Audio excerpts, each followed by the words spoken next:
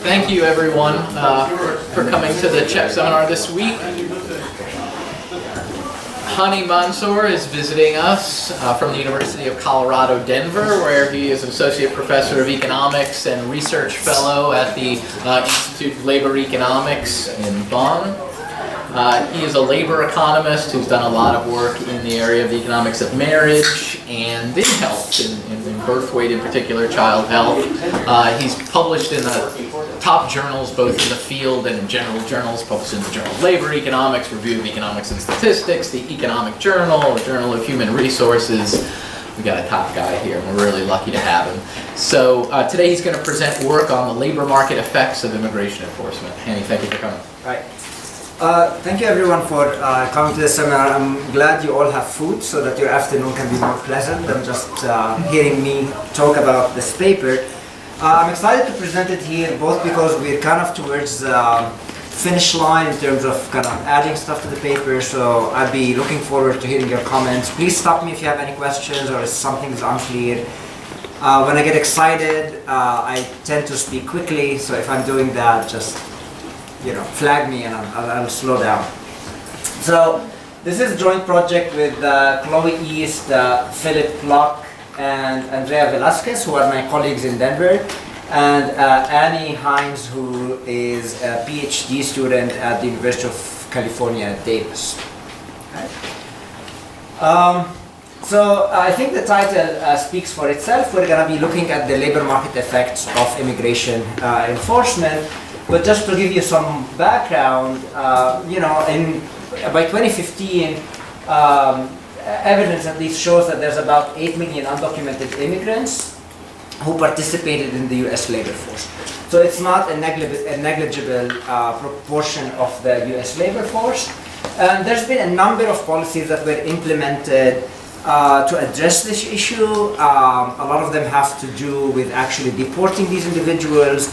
Many policies also try to essentially reduce access to employment via things like E-Verify and stuff like that, which I think some of the students were telling me they're working on.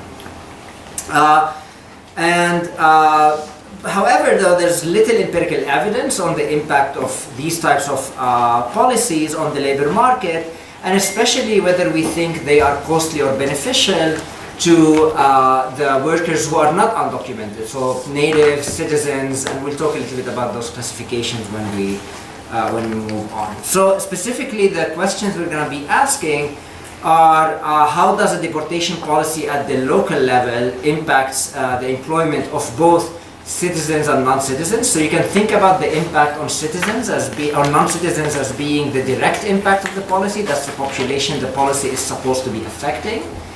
But then we can also think about the spillover effect of the policy and how might a reduction in the access to undocumented labor might also impact the labor market for citizens.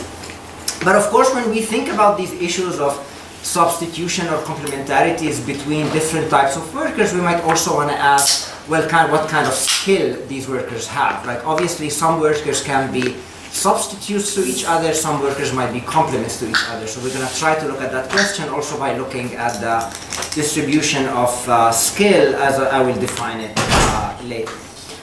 Specifically, the program we're going to be focusing on is called Secure Communities. You might have heard about it. It was implemented between 2008 and 2014. And it was a pretty impactful program in the sense that, according to estimates, more than 400,000 people were deported. So that's a big number. And most of these deportees were men. So almost 96% of them were men. And we're going to look at the labor market outcomes for these groups. So initially we're going to start by looking at all the foreign-born who are non-citizens. And we do these classifications because of data limitations about who is undocumented and who's not. And we're going to try to, look at different types of definitions to try and zoom into these types of groups.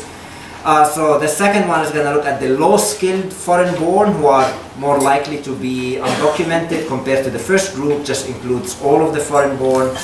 And then we're going to look at the citizen workers. We're going to lump together both naturalized and people who are born in the US. We can separate those.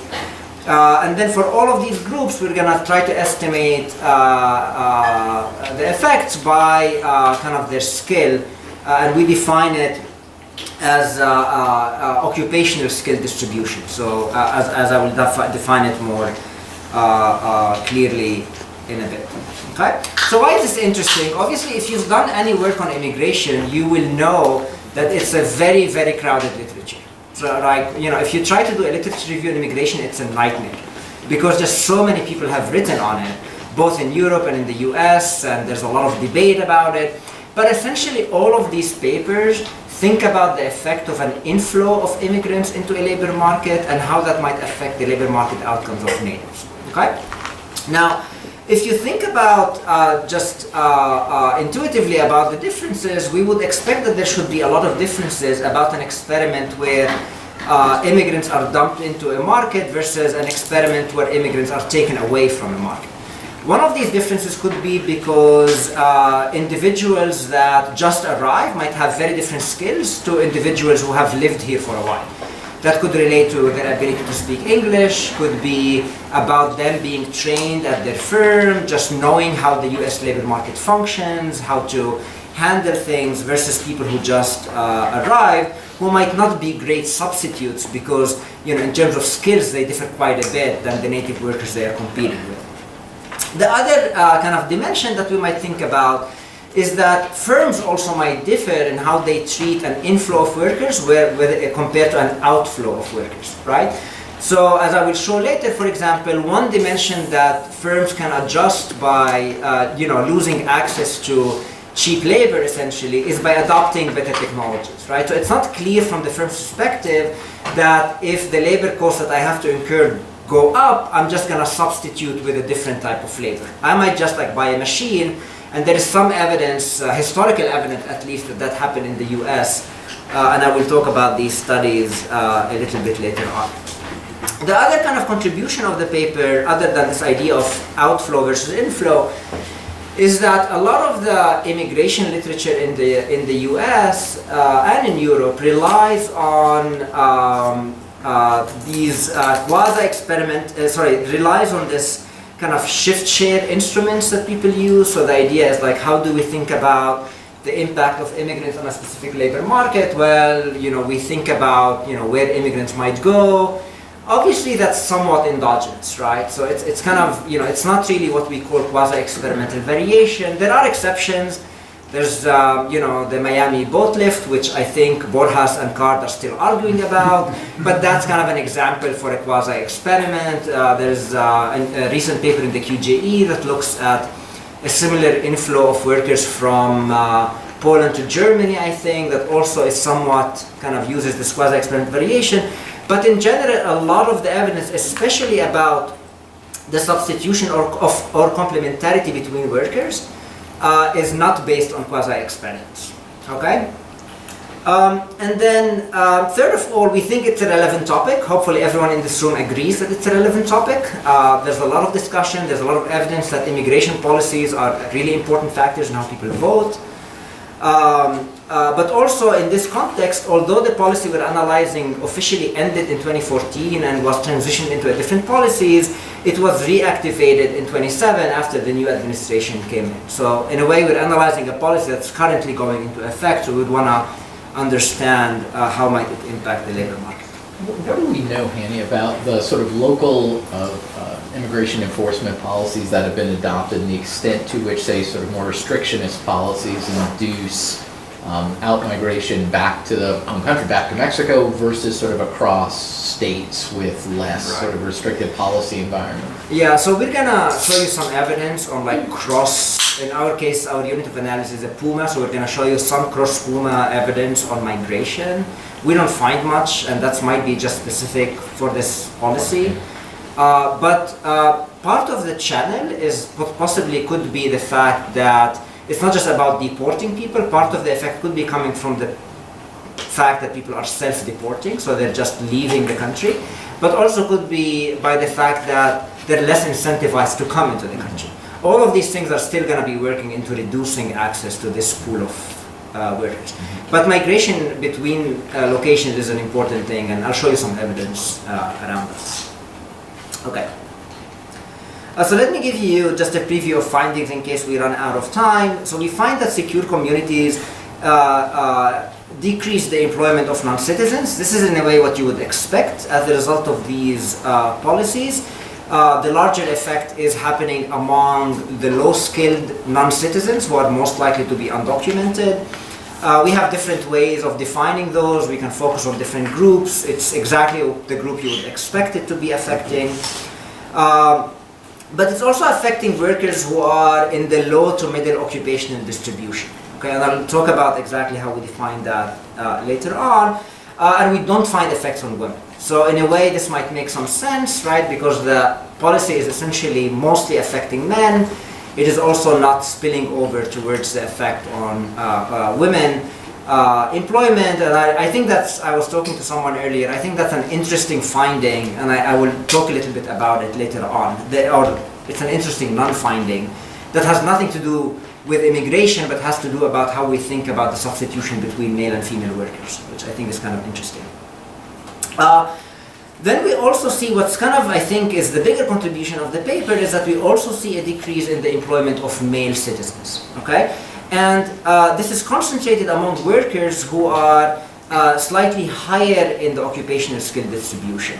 So just to suggesting that, you know, there's some complementarity between those types of native workers and low-skilled immigrants. So just to give you an idea about what we're thinking about, think about the construction worker and the construction project manager. The fact that you make the construction low-skilled worker more expensive, you're also making the hiring of a project manager more expensive. This is kind of the type of complementarity. Or think about, you know, a low-skilled, undocumented immigrant who works at a hotel.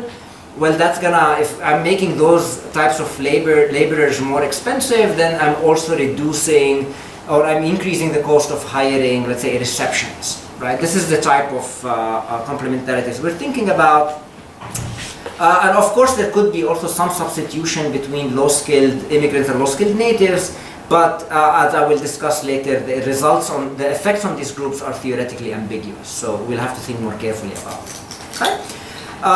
And as you would expect, or maybe reassuringly, the effects are stronger in industries that rely more heavily or traditionally have relied more heavily on the employment of low-skilled non-citizens, which is kind of where you would, things like construction and the service industry. Okay, so if you guys don't have any more questions, I'm gonna tell you a little bit about the policy background. You know, we've done a lot of our own research on the policy background, but there's also some other good resources if you're interested in this topic that I can talk to you about. And then I'll talk a little bit about kind of the theory motivating the results that we're talking about, and then walk you through the empirical strategy and results.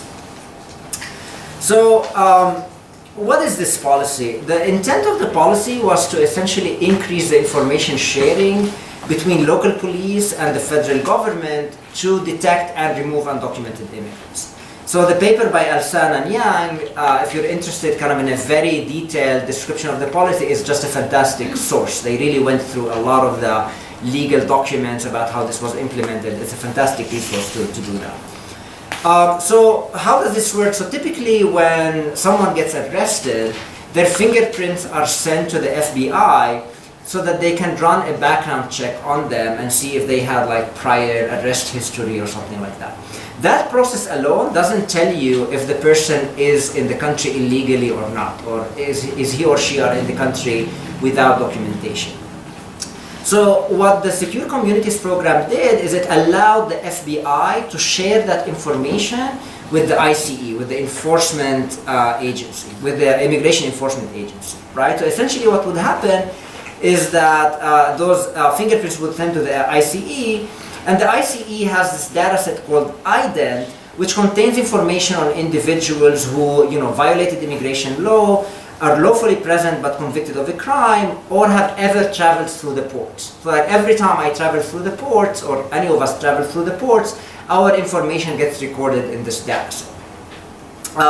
And then they can tell if you're a naturalized citizen, etc. So you can basically figure out whether someone is here without documentation.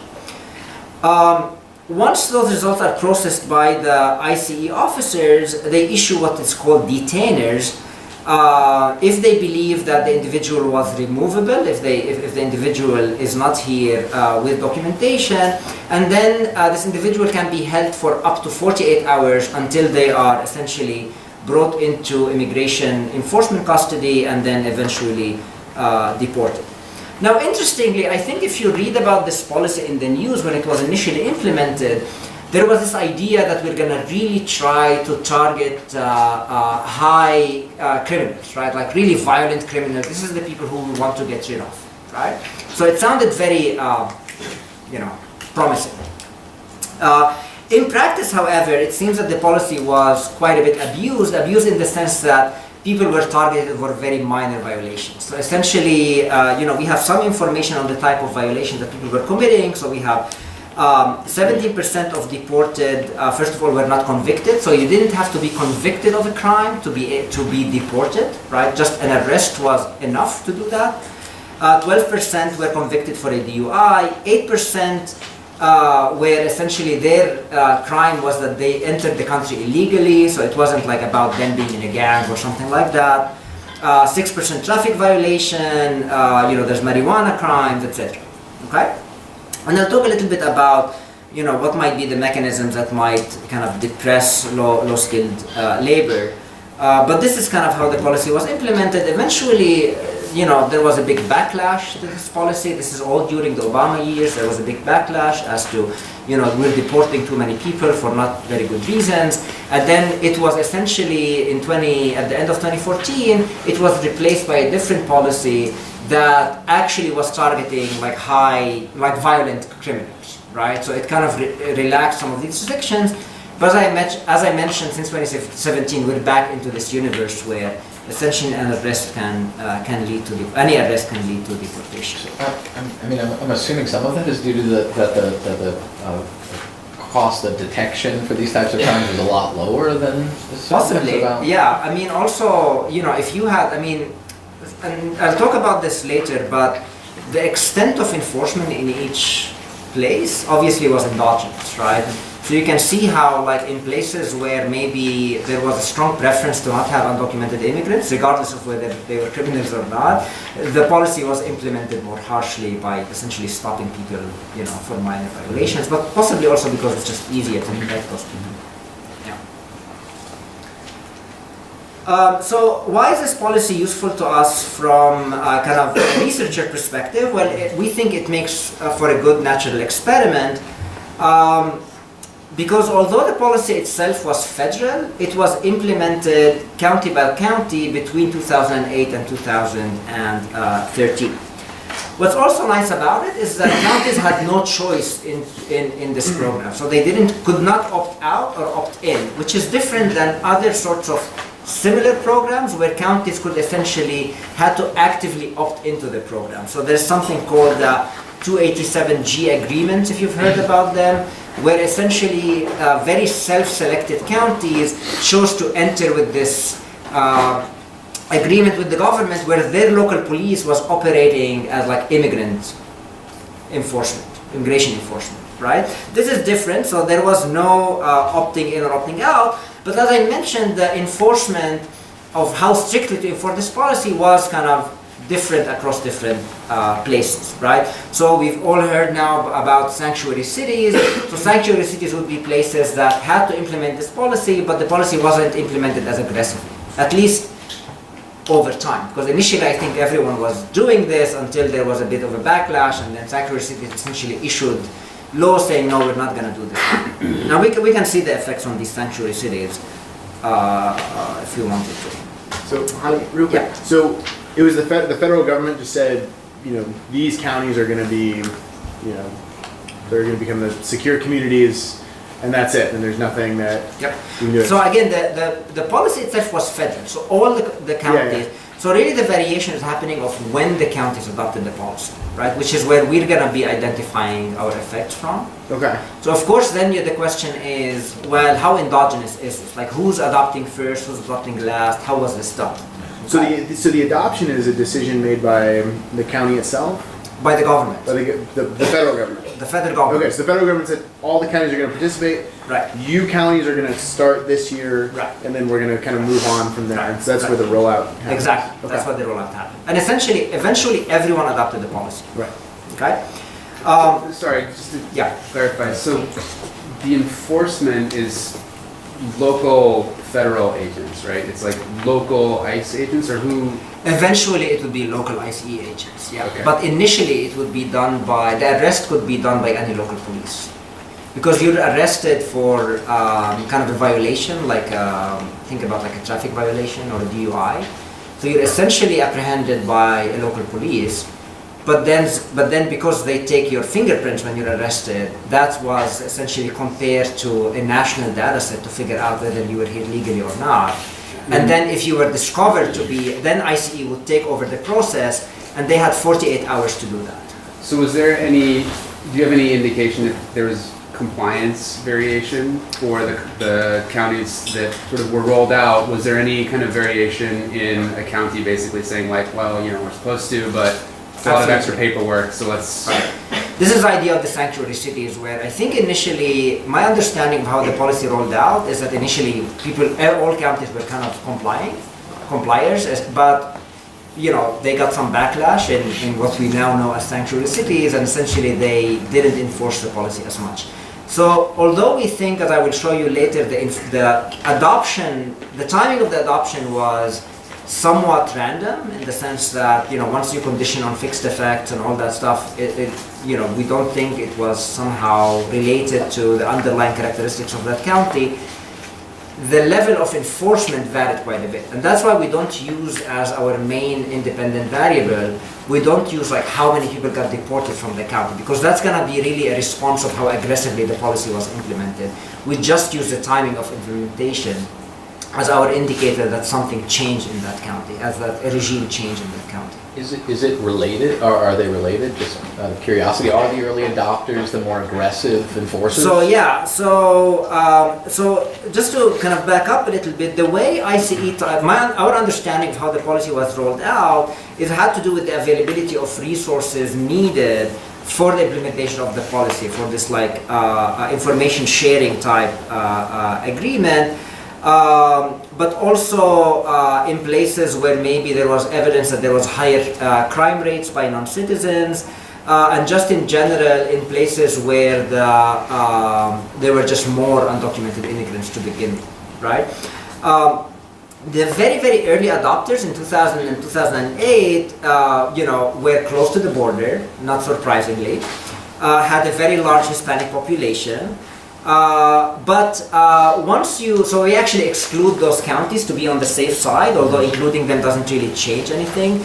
But then once you condition on the county fixed effect and the time fixed effects, there's really no relationship between the timing of the adoption of the policy and things like the county's like underlying crime rates or economic conditions or you know, things that you would be worried about kind of driving the adoption of the policy. So that's why we think it's kind of a neat natural experiment, and we're not the only one to kind of make that documentation. There's a number of papers that show that, you know, it does, like once you put the fixed effect, so you're comparing a county to itself, there's not really much evidence that it's related to time varying characteristics about that county. The other interesting thing is that the rollout was fairly quick. So the whole idea that people can sort into different counties to avoid the policy was relatively limited, because essentially you knew that maybe San Diego adopted it today, but moving to like LA County is not going to help you much because LA is going to adopt in a few months, right? But we're going to show you some evidence on migration as well. But you know, this is a big concern in this type of literature where, you know, in the immigration where you know, this is like the spatial arbitrage argument where, you know, if immigrants come in, people move out, and then that really kind of messes up with how you're identifying the effects. And so we think this is actually a lesser concern in our case. Sorry, go ahead. So you just answered my question. I was just going to ask, you know, other counties who saw the other counties have already enforced this policy, they may make some movement.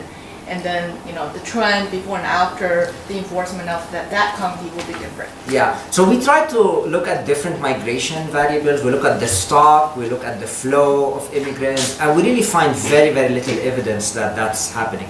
If anything, there is some evidence with the 287G agreements, which is kind of a related policy, although it was implemented only on a very narrow set of counties, that high-skilled immigrants left. Basically, like, the idea is that high-skilled immigrants didn't want to be in a place that's hostile to immigrants to begin with, and they had the means to move somewhere else, and they actually left. But there's actually no evidence that there is migration by the population you'd think would be the most affected by this.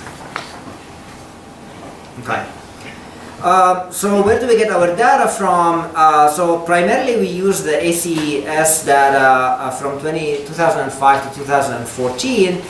We focus on a working age individuals aged 20 to 64. We focus on men, but we're going to also run the results for women.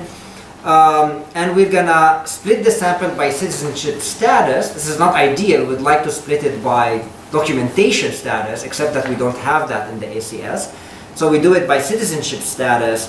And then we also split it into occupational skill quartiles based on the percent of the occupation with college degrees in 2005, so before the policy was implemented. So the idea, like, what is the share of people who work in a specific occupation that have a college degree, and then we have that entire distribution, that then we can look at the effects across that distribution.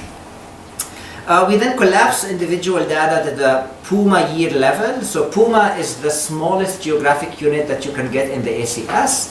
That's what we go down to. We use the individual survey weights to do that. So we end up with about 1,078 PUMAs, or kind of geographical areas. And that's consistent over our sample period and comprehensive.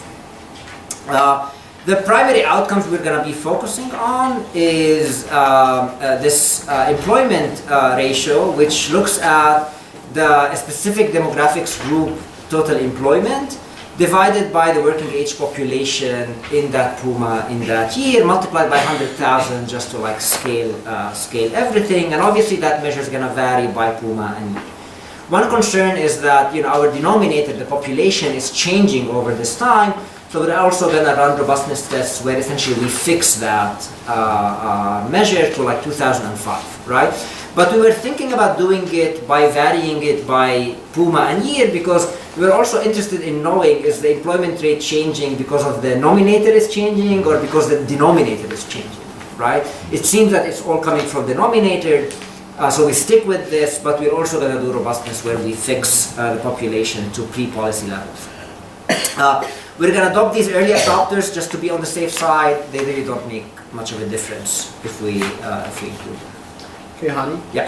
So these PUMAs are larger than the counties? Right? Yeah. So you're aggregating from county to Yeah, PUMA? so it's complicated. So I'll tell you how we did it in Okay. a few slides. But yeah, so PUMAs can line up with counties. PUMAs can contain multiple counties. Right. Right? Right. So we're gonna do some like weighted average of Okay, that was going to be my question Yeah. in terms of how you designate treatment. Yeah, exactly. Yeah. Okay. So the policy data, the rollout of secure communities by county and year and month comes from the Department of Homeland Security. So this is answering Ryan's question. We're going to aggregate up to the PUMA year level by calculating population-weighted average number of counties months in each PUMA year in which secure communities was implemented. So think about like a PUMA containing multiple counties. We're going to just weight the population of these different counties, and that's how we assign treatments. And we're going to also assign treatments based on, so basically that measure is going to go from 0 to 1, right? Like once all counties are treated, that number is going to be 1. When no one is treated, it's going to be 0, and obviously it can vary until everyone in that PUMA adopts. Okay. And then one concern about this time period is, of course, the Great Recession. Like, could this all be driven by, the fact that just we're in a mess and the economy is just not doing so well. So we're going to have to be careful that we're not kind of picking up those types of effects. So we're going to control for local housing prices, and we have different ways of doing this, because in a way you might be wondering, well, this could be an endogenous outcome of the policy, so we're going to try to do all sorts of things with that. But we also do like Bartik style measures to control for like basically demand for labor during this time period. Did you control for the other policies you mentioned? And we're going to be controlling for the other policies like 287G and other kind of enforcement policies at the county level. Yeah. Okay, so this is the map of how things happened. So obviously you see that the very early adopters were very much concentrated along the borders. As time passes, you start kind of seeing kind of a more variation and so on until basically the policy gets adopted everywhere. Remember that we have fixed effect, right? So we're not really comparing like people living in two different counties. We're going to be looking at changes within a county over time. Okay, so let's talk a little bit about the theory, because it's actually not as straightforward as you might think. So it's kind of instructive to go through. First of all, what are the mechanisms through which secure communities can actually impact the employment of non-citizens? So obviously the clearest way is that there could be just direct removals, right? We're taking away people and shipping them to their home country, okay, or to another country. But I actually think that what we call chilling effects are even more predominant and are actually, although I can't really prove it because I can't distinguish between those very well, but they are present, and there's other evidence in the literature showing that they are present. The sphere of deportation actually might reduce the willingness to work, to look for work, to go out of the house, to drive, etc. There's actually a lot of anecdotal evidence also by some work done by Catalina, showing that there was a lot of information dissemination for those groups saying, look, this is serious, if you get arrested, you might be deported. So this information created a lot of fear among non-citizens. And third, there's a lot of spillover effects even if you are citizen, because there's families of undocumented immigrants and families of documented immigrants, they're not separate, right? So it's very common, for example, to find a household with an undocumented and a documented immigrant. Yeah, go ahead, Sam. So would you think that these chilling effects would lead to reductions in crime among these undocumented as well? Possibly. So that's an interesting question, although there is a paper about this and they find no change in crime.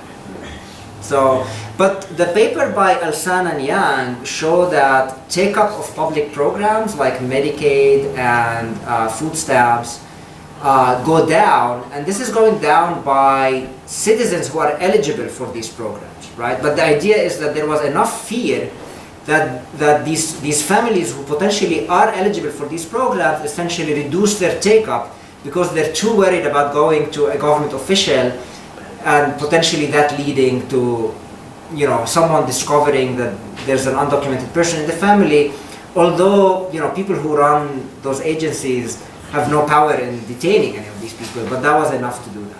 Yeah. Then, of course, what we talked about, there could be voluntary out-migration or reduced in-migration. The point is that all of these channels, which we can't really distinguish very clearly, are all leading in the same direction of reducing the pool of available low-skilled labor. Okay. Okay. So now let's go, now that we have this in mind, let's try to think about the theory. We rely primarily on a paper by, I hope I'm saying his name correctly, I think it's Chasambuli and Perry. I'm being videotaped, so hopefully I said his name correctly. That essentially it's a theoretical model that it's a search and match type model where they think about the impact of the different types of enforcement policies. One of them is deportations and how it might impact the labor market. So we simplified the model a little bit, but the way to think about it is think about two separate labor markets, one for the low-skilled, one for the high-skilled. Undocumented immigrants are assumed to be low-skilled, just to make it simpler, and it's also assumed that they have the lowest reservation wage. Okay, so basically they are willing to work for a wage that's lower than the wage that equally skilled people would be willing to work at. Okay. Documented immigrants have higher reservation wages, right? They have, they're staying here legally, so they have more bargaining power with their employer. And finally, the natives are going to have the highest reservation wage. Okay. As I mentioned, we can't really distinguish between undocumented and documented, so we're just going to focus on non-citizens versus citizens. So what is the prediction? If you think about the effect of such a policy on the employment of low-skilled non-citizens, there are two channels that are operating. One is what Chasambuli and Perry call the price effect. And this is the idea that if low-skilled citizens and low-skilled non-citizens are substitutes, then reducing the supply of low-skilled non-citizens should really increase the demand for citizens who have the same skills, right? So we should find some substitution between the two. That's all good, but of course this is why we have to assume something about reservation wages, because these workers that we're going to substitute them with are more expensive, right? So that's going to actually increase the cost from the firm's perspective, and essentially the effect is ambiguous. So we don't know which is going to dominate, and possibly if we find zero effect, it's maybe because those two are just kind of canceling each other out. Okay? The prediction on the high-skilled citizens' employment depends on what we assume about the degree of complementarity and substitution between them. So in the theoretical model of Chasambuli and Perry, they just assume that they are complements. We're not going to be making that assumption. We're going to let the data tell us whether that's the case. But if they are complements, then of course, making low-skilled labor more expensive should also reduce the demand for high-skilled labor. Okay? And this is the example I told you about, the construction workers and the project managers. Those are the type of examples that you should be thinking about. Okay. Let me walk you through kind of more formally the empirical strategy. So we're going to exploit both geographical and temporal variation in the implementation of secure communities to identify the effects on employment. Again, it would be really great if enforcement was not a function of the county's decision and use that as a direct measure of thinking about, what's the implication of deporting this many immigrants on, but we can't do that, right? And using SC as an instrument is not good because there's papers showing that it has impact on other stuff. So we're just gonna do the reduced form of secure communities on employment, but eventually when I interpret the results, we're gonna try to maybe back some stuff out with assumptions that you're all gonna be shouting at me about, but we'll get there in a little bit. Okay? So I already defined our employment rate variable before, and again the SC variable is going to be a population weighted percentage of counties within a PUMA where the SC went into effect. Of course we're going to include PUMA and year fixed effects and PUMA linear trends. We're going to be controlling for this type of other policies like 287G, local housing and labor demand. We're going to weight by PUMA population in 2000, and we're going to cluster the standard errors by PUMA, and we're going to expect, some of our robustness checks have to do with, how sensitive are results to not weighting the estimates, to changing the way we control for housing prices, stuff like that, and I'll show you those later on. So I want to start, before I show you the actual regression estimates, I want to start with a simple event study sorry, go ahead. Can you go back to the previous slide? Yeah. I have a question. So what about the measurement error of employment? There are some undocumented workers, usually their salary, they don't really pay tax, and this is undocumented employment. So then you have a measurement error issue on this equation. Does that bias your results? On the left-hand side? Yeah. I don't think a measurement error on the left-hand side should really impact. What might be more problematic is the fact that the policy changed who are we surveying in the ACS, right? So that actually might introduce kind of a bigger issue because it's systematically related to the policy. Yeah, so what I have in mind is maybe before versus after the enforcement of the policy, the employers, before they may report the tax, of the employment, but after the enforcement of the policy, they may not want to report the tax. So you observe employment before, but you won't after the enforcement of the policy. It's possible, right? But I think that the ACS essentially asks employees whether they are employed or not. So it's not really based on like tax records by firms. That's but I think you're kind of hinting in the right direction in the sense of what we might be worried about, and I'll discuss that hopefully in a little bit, is how might this policy change who's answering the survey? Yeah. Like, are people who are less likely to be employed answering the survey, or people who are more likely to be employed, and how that might change how we measure the outcome. Yeah. So if you give me just a few slides, I'll get to that. It's actually not a simple, easy thing to think about, and there's no great solutions for it. So, yeah. So I want to start by kind of a simple event study, just to show you that we don't really have pre-trends, which is what we would worry about in this case. So basically the idea that like places that adopted the policy were already in a downward trend of like not having a high employment rate because of other things that are happening in the county at the same time, right? We don't find evidence for that. Although after the policy, so year 0 is the year of the adoption, we start seeing kind of negative effects. Although in this event study, these effects have relatively large confidence intervals, so they're actually not significant at conventional levels. From here, although it's reassuring that there are no pre-trends, we're gonna then try to estimate this regression for these occupational skill groups I told you about, by being very flexible about the way we define which groups should be affected versus not. So we're going to do what we call a rolling window approach.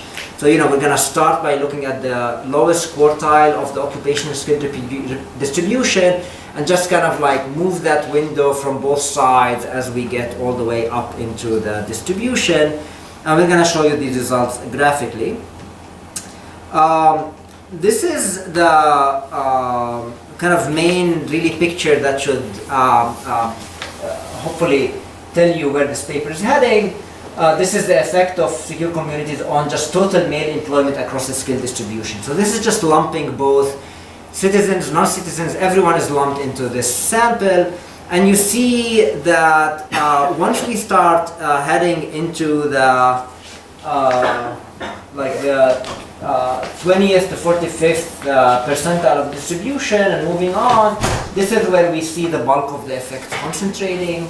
And once we go into the really high skill distribution, they kind of go up and vanish.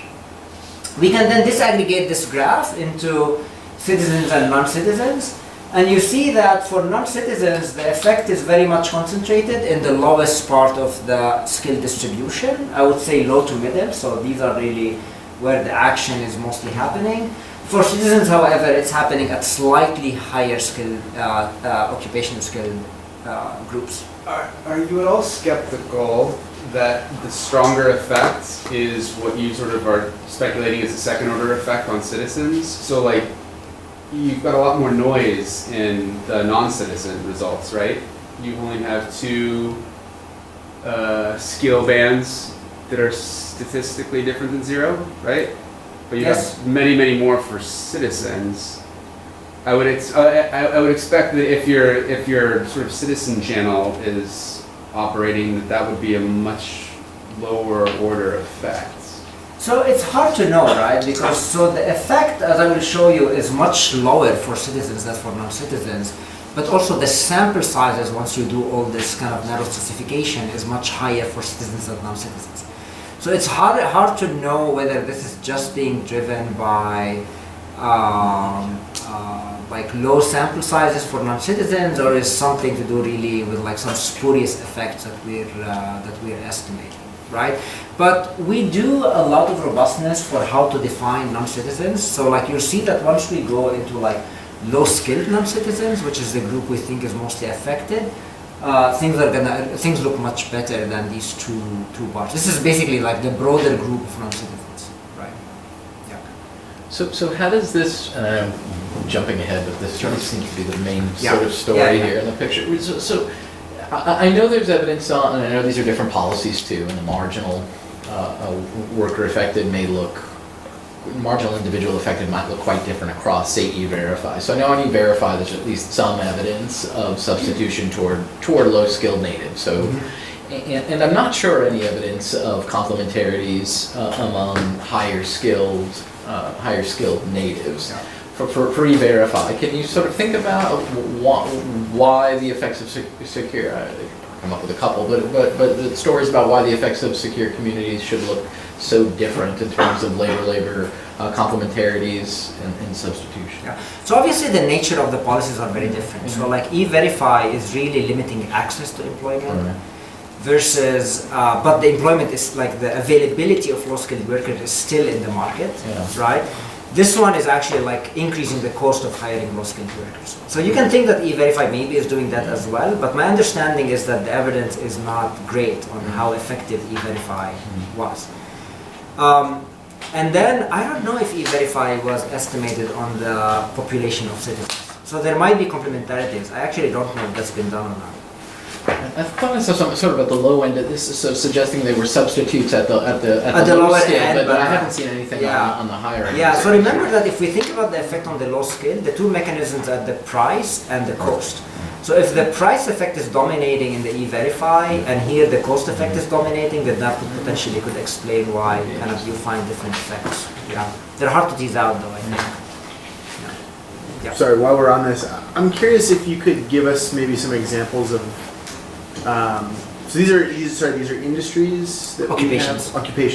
Can you give us some examples of which occupations kind of fall into which bin, so we can kind of calibrate this? Yeah, so we have. I don't have the table here. It's in the paper in like table appendix A1 or something. I saw the histogram. Right. So the histogram just shows you like basically the median of like the occupation skill distribution, but you can see the kind of examples of those occupations. Obviously, we work with very detailed occupations, so listing them all in the paper is just a bit too much. Sure. But I did some like visual inspection also about like what are the occupations contained in our groups where we find effects on citizens, and what are the occupations in the groups where we find effects on low citizens. And it's kind of striking that a lot of the occupations where we find effects on citizens have to do with like managers of something, right? Managers of restaurants, managers of this. So, and we would love to have like a better way of thinking exactly which occupations are contributing and exactly in each group. Sure. But surprisingly, that's a very hard thing to do. So like, if you talk to labor economists and you ask them like, how should I do this? Like, oh well, just estimate the price, the cross elasticity or the price elasticity in each occupation.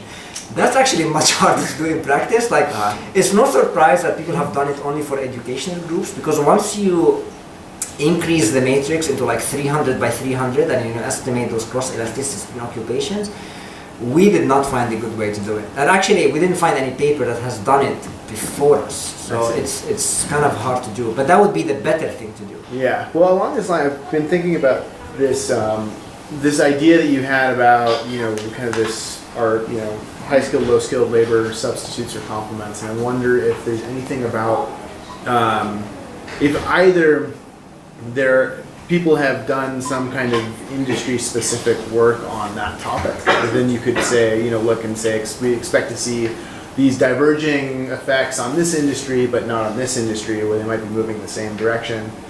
And then the other part of that is I wonder if anything about not just the mean of the share of is it college degrees in the industry, but if maybe something about like a second moment of that within each industry also.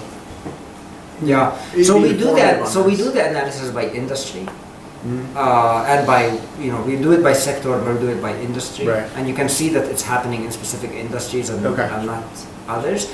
We haven't tried, but and we do those by occupation. Like we do basically the same analysis by occupation, but within industries. Okay. Right.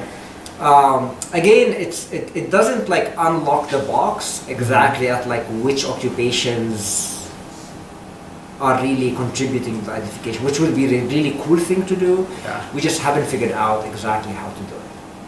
That's like the real answer to that. We thought, I mean, I talked to people who study immigration for a living, and they still couldn't figure out a way to do it with such a high dimension, like occupational classifications, basically, which we think is important to capture those ideas of like complementarity versus. Yeah. We didn't want to go into like a very aggregate kind of occupational level. Okay. So let me show you the results. These are very small, so I apologize, but you have the papers in front of you. But luckily, I also summarized kind of the effects. So really, the main takeaway, if you just look at the overall effect on employment without distinguishing any of the subsamples, you see that secure communities reduces overall local male employment by about 280 per 100,000. If you compare that to the mean, it's about a 0.75% decline. And you see that the effects are concentrated in the middle of the skill distribution. The way we kind of classify those is by the lowest quartile, second quartile, third quartile, and the highest quartile. Hopefully the graph I showed you before tells you that this is not like, this is not the only thing that works. This is not what we chose these groupings. Like, we did it kind of in a more flexible way previously by looking at this moving window approach, and you see, so this is just a cut of that will allow us to estimate this in a coherent way. When you focus on the population that you think is the most impacted, we find that the effect of SC is to reduce employment of non-citizens by about 113 or per 100,000, or about a 3% effect. But when we move to low-skilled non-citizens, and the effect is much larger, it's very much concentrated in this like second quartile of the occupational skill distribution. But if you look at the effects on low-skilled non-citizens, the effects are actually larger compared to the mean. So for example, for the low-skilled non-citizens, we have an effect in this quartile that is between 12 to 13%. Okay? So this is going back to the comment we had before about those bars on the low-skilled. This is really coming from the low-skilled population, and the results increase quite a bit if you just focus on that.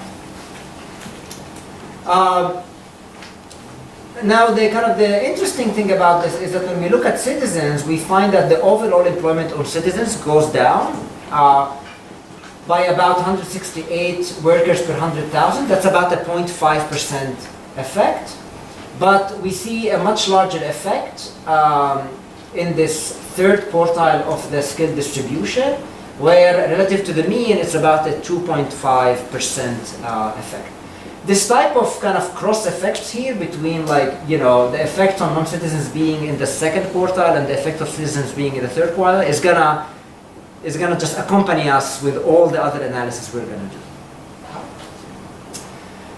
Now for lower skilled citizens, so if you look at this group right here, this is potentially the group that could be like substituting for low-skilled natives. We see some positive effects, except that they are not significant. So it's possible that this is happening because of these two channels that we talked about, that are essentially producing estimates that are not precisely estimating. Okay?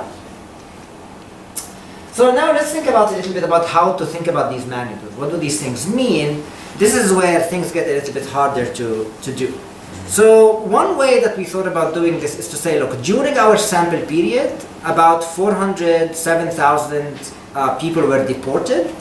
And let's assume for simplicity that they were evenly distributed across the US.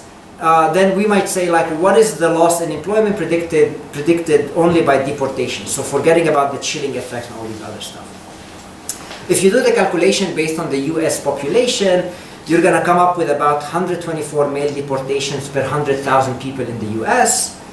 If we assume that the average employment rate of those who are deported was about 78%, which is kind of what we get from the ACS, then you would expect a reduction of about 97 employed men per 100,000. So according to this very rough calculation, the bulk of the effect is coming from the idea that you're just deporting immigrants. But our effect suggests that there's about 113 of those that are being deported. So, potentially other channels could be happening as well. Please take this with a grain of salt. Obviously, there's a lot of assumptions that are going in this, and I'll try to interpret the results in other ways as well. But this is one way. This is one way to do it. Now, one question that you might be asking, well, is this happening because people are leaving? This is like the change in the non-citizen population, or is it because that people are dropping out of the labor force? So they're not really leaving the FUMA, but they're just kind of less engaged in, And we can't estimate this with precision, so we don't have significant effects, but it seems that both are operating. So we see essentially, I can, click here. We see evidence that the population share is going down of the low-skilled non-citizens. It's negative, but not precisely estimated. And we see a slight reduction in the labor force participation, but again, it's hard to know how much to put other than say maybe both of them are going on. Okay. Another way that we can think about this, and please don't attack me, is what if we pretended that secure community is a valid instrument for the employment of citizens? So what if we assumed that the only way secure communities affects the employment of citizens is through the impact on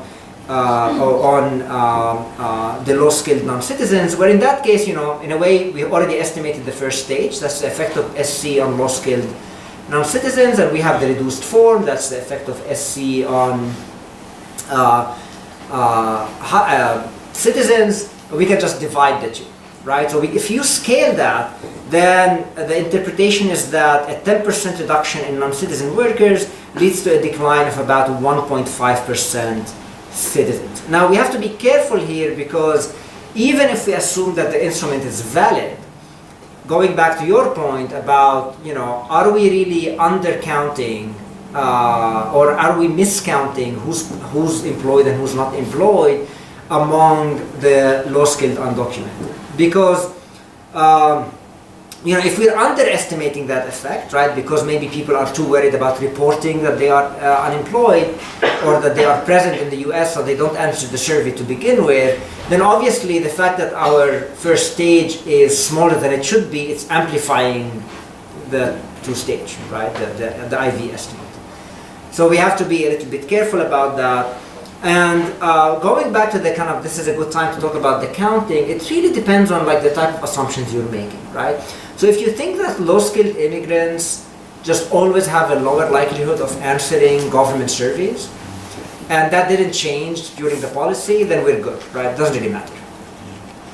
If you think, however, that their inclination to participate in a government survey changed, which is likely, then it depends on who you're assuming that is more or less likely to report that they are employed or unemployed, right? So if you assume that people who are unemployed are more likely to answer questions, then we would be overestimating our effect, right? Unfortunately, there's just not a good way to do this, right? And this is a struggle that all the literature on documented and undocumented immigration has to face at some point. But that's, we don't really have even evidence from the SAS whether the reach to undocumented immigrants changes because of this policy. Right? Cool. So let's do some heterogeneity analysis to shed a little bit more light. So this is going to Ryan's question about industries. So we stratify the sample by sectors who have traditionally relied on low-skilled non-citizen employment. That's all measured in 2005, so well before the policy was implemented. The median in our sample is about 4%, and we're going to estimate the regressions on these two groups. And you see that this is the industries that rely more heavily on low-skilled non-citizens. Again, this is where we see the effects on citizens concentrated in the third quartile. We don't really see much of an effect in the lower part of the distribution, although just to be completely frank, we also can't reject that these two are different than each other. But when we look at the low-skilled non-citizens, it's very much concentrated in the second quartile of the skill distribution in industries where they rely more heavily on low-skilled laborers, but we don't find an effect. Right here. There's also a positive effect that happens right here, which I'll have to think why that happens, but you know. I'm curious, I'm having a hard time interpreting the magnitudes of these relative to the magnitudes of the coefficients we saw earlier. Are they in terms of, you know, the I don't remember. You share have on the means? to, Or you they, have to divide them by the means. right, okay. So I don't. But are these like similar ballpark? Or are they Let me think. drastically larger or smaller? I don't think that drastically large. Okay. Right. But again, you know, you have to be a little careful about not, you know, but it just seems like it's operating in industries where you would expect it, right, to operate. So let's talk about other kind of margins of heterogeneity that might be of interest. One is to look at the effects on women, both citizens and non-citizens, and we don't really find any effects on women. I mean, I can show you the table, they're just kind of noise. It's not like big coefficients but noisy, they're just like small coefficients and noisy. So it's hard really to know what's happening on the employment of women. It maybe makes sense that women shouldn't be affected if most of the people affected by the policy were men. Although you might think, well, maybe women would also be scared to get out of the house. That's possible, although you know, women could potentially have lower arrest rates to begin with. They're just less likely to be arrested. Also, potentially, if my spouse is not working, I might actually have to get out of the house. You know, someone has have to take the risk. So maybe all these contribute to the fact that we don't find effects on women. What I found this interesting is to also kind of shed light on this idea that are male and female low-skilled workers substitute for complements, right? Turns out there's a big debate about this in labor economics, and in our case at least, in the type of occupations where low-skilled citizens work, it doesn't seem that men and women are easily substitutable across these jobs. We also look at the effects by race and ethnicity. You know, among the non-citizens, the bulk of the effects are happening among Hispanic and Black non-citizens, and we see similar effects for citizens by race and ethnicity, telling you something about who's substituting and who's complementing for whom. And then one thing that we were kind of having. We didn't really, we were having some qualms about is like how to think about the intensity of treatment as proxied by the PUMA level low-skilled non-citizen intensity. So the idea is you might think like places that have a lot of non-citizens initially should be more impacted than places that didn't, right? So let me show you this evidence right here.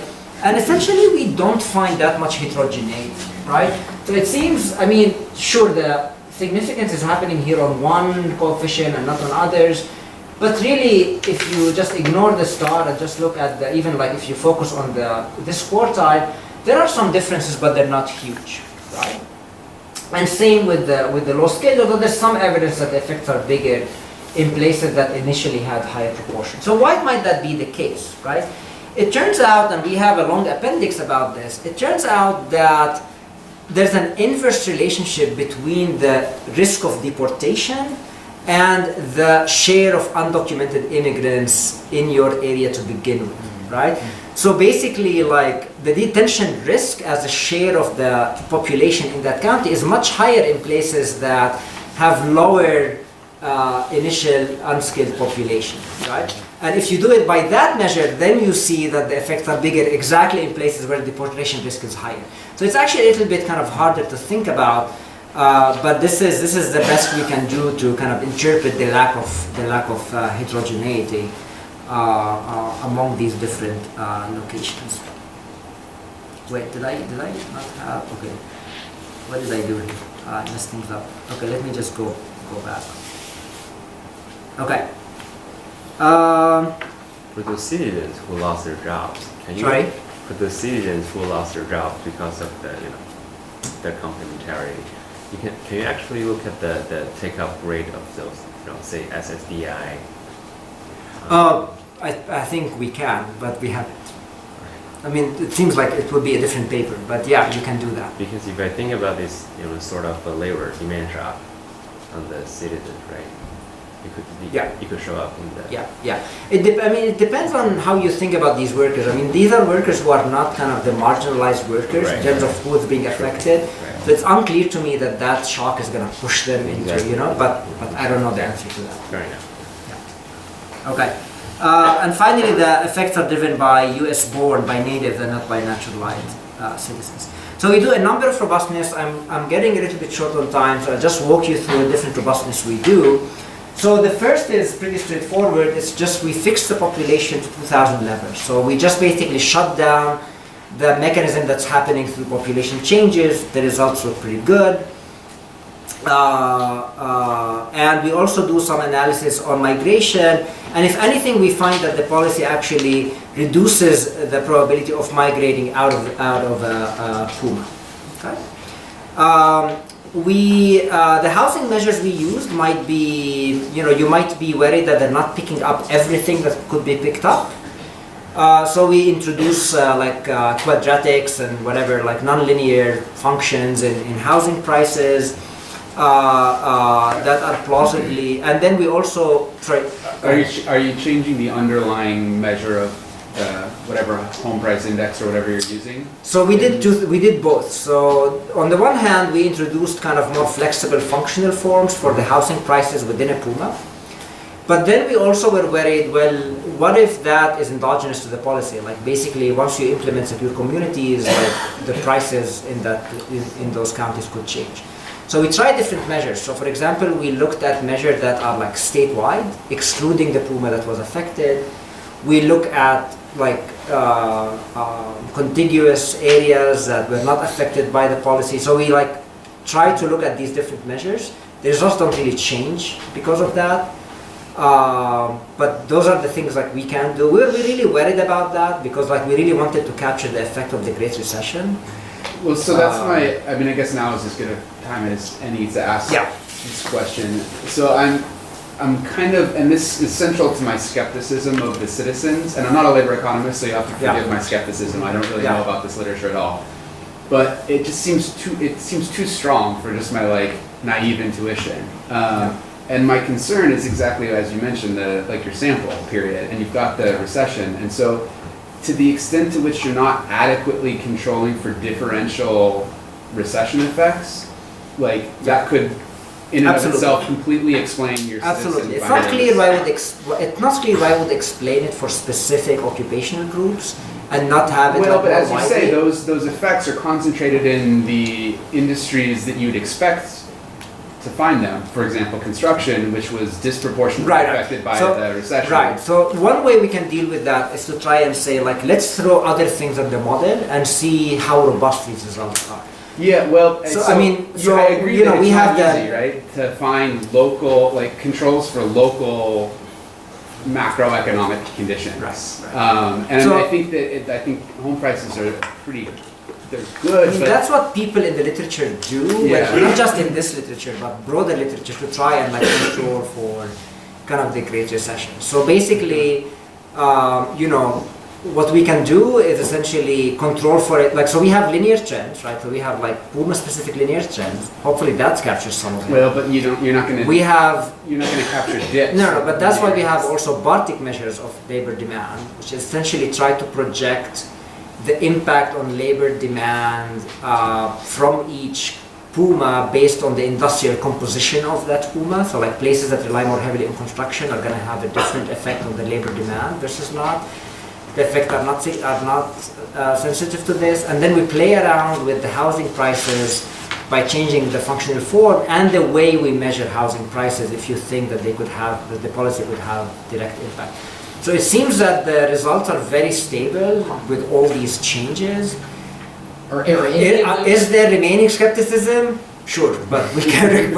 I don't know what to do with it. Are any of those measures related to, if you put the secure communities on the left-hand side, are any of them? Economic. The Miles and Cox paper that we cite kind of have done all of this, which is like looking whether the policy can predict all of these things, and essentially there's like nothing. But it was like a major concern that we were worried about, and that's why we kind of we really wanted our results to be stable rather than bouncy every time, and they seem to be pretty stable when we do all of these different changes. I mean, we're saturating the model quite a bit too. So, yeah, I see another. No, okay. So another thing is like, did we identify undocumented immigrants? So we try different definitions. So we focus, for example, on Hispanic immigrants that migrated post 1986, which were like lower skilled than migrants who arrived before 1986. We focus on kind of a broader number of countries who came after 86. These types of different classifications of undocumented immigrants doesn't really change the results. And there's probably 3 other ways that we could have done this, but we also had to limit. We'll wait for a referee to tell us what you need to do. I mean, there's a Borjas measure of how to measure undocumented. God knows what that is. But it's probably complicated, but if we have to do it, we'll eventually do it. But for now, we haven't. And then we also, do log estimation or inverse hyperbolic sign, or, because we have a lot of zeros. The results are actually very, very consistent if we do it in logs or not. I'm kind of skipping showing you the actual tables. You have them in the paper just because I'm running out of time. We unweighted, everything is fine. So let me talk a little bit about hours and wages, which we haven't discussed yet. So the upshot is that we find a reduction in hours of work, suggesting that maybe the labor cost mechanism is really operating not just on the extensive margin of laying people off, but actually in terms of reducing the number of hours that people work. And you can look in the paper. The significance here kind of is a little bit iffy, right? So, but this is I would take that with a grain of salt. When we look at wages, we find some suggestive, although insignificant, evidence of decreases in wages for citizen groups whose employment was reduced, which is kind of what you should expect. But it's hard because the way wages are measured is by dividing earning by hours, and hours are going up, so that's mechanically going to push wages down, right? So it's kind of a little bit hard to know like what is the impact. It's very noisy, and we don't really have good measures on wages. Okay, I'm going to skip this for the sake of time. This is just comparing the evidence on 287G, and I want to focus on 2 other policies that kind of are related, although historical. So these are 2 papers that looking at periods where there was, kind of, they reduced the access to low-skilled labor. I want to focus mainly on this paper by Clemens, who just got published in the AER, where they look at something called the Mexican Bracero workers in 1964, where essentially they removed these workers out of the farm work, right? And they find that it had no effect in terms of incentivizing farmers to hire citizen workers. What they find instead, that those farmers essentially changed the technologies in which they were picking their production, right? And it's a really cool paper because they find that like in some industries they see some little effects, but because essentially automation was not possible. So think about like picking strawberries versus places where automation was possible, and essentially firms adjusted by just adopting. So it's kind of nice because it complements what we're doing, although it doesn't really speak about kind of the complementarity with higher skilled groups. Yeah, the model that you used and that you presented initially was a labor economics model of substitution between low skilled and skilled workers. And I wonder to what extent the effect is beyond a labor framework, and it's about companies not being successful if they don't have those low wage earners, and entire firms moving to other states, for example. So where they have a pool of workers where they, like West. Right. Can you look at the size of the establishments that are left? No, because it's all like based on the ACS. We don't have firm level information. The idea of relocation to other counties or states is going to be limited just because the policy was implemented everywhere eventually. But it doesn't rule out another adjustment mechanism, which is maybe offshoring could be a potential mechanism. Like if you can't get access to low-skilled labor in the US and it's a type of product that you can produce somewhere else, for example, not agriculture or not construction, then potentially that could be a mechanism. But the fact that the low-skilled immigrants are concentrated among things like construction, agriculture, and services makes it less likely that the main mechanism is operating through like offshoring or going somewhere else. But yeah, okay. So that's about it. I'm done. This is what I talked about. So I'll just end here. What? Okay. Well, I mean, we also can like scale these effects just to end. Since just to end more properly. If we actually scale this to the US effect, we find that the policy resulted in about 300,000 citizens losing their employment, which we think is a big number. This idea of complementarities, we find strong support for it. We can't rule out the fact that low-skilled natives can substitute for low-skilled citizens. That's possible, but that's not what we find on average because of the labor cost effect.